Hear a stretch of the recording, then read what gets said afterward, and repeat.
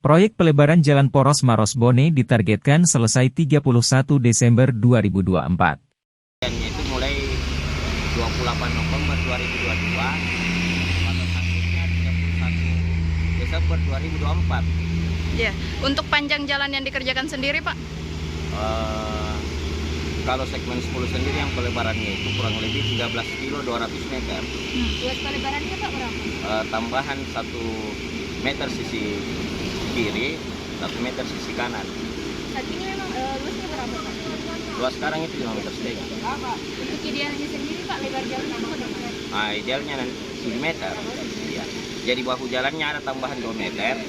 Selain jalannya itu sendiri, sisi kiri dan kanan tambah 2 meter juga. Pak, terkait ruas jalan yang berada di Taman Nasional Bantimurung itu bagaimana? Di situ kan sudah ada. Kalau sesudah jembatan Bantimurung itu ada perluasan juga sekitar 1 kilo 320 meter. Intinya begini, mulai dari titik nolnya lampu merah, titik nolnya di situ lampu merah Kota Maros sampai batas Kota Bone, yang mana yang dilebarkan akan dilebarkan. Sudah mendapatkan izin, Pak, dari pihak Taman Nasional atau sebentar jam 3 akan diadakan rapat kelanjutannya.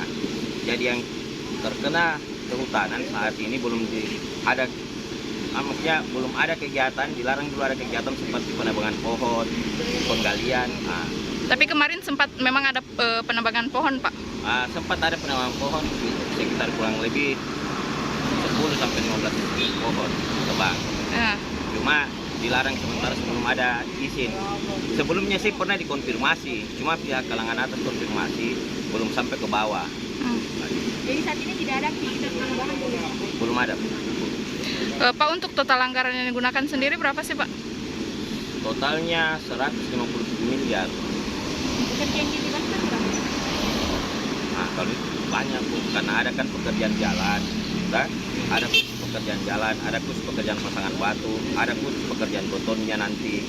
Jadi kalau estimasinya susah disebutkan karena memang banyak itu. Oke, sudah. Nama dan jabatannya, Pak? Manajer struktur. Manajer struktur pelebaran jalan. Ya. Namanya, Pak? Insinyur Zulfikar.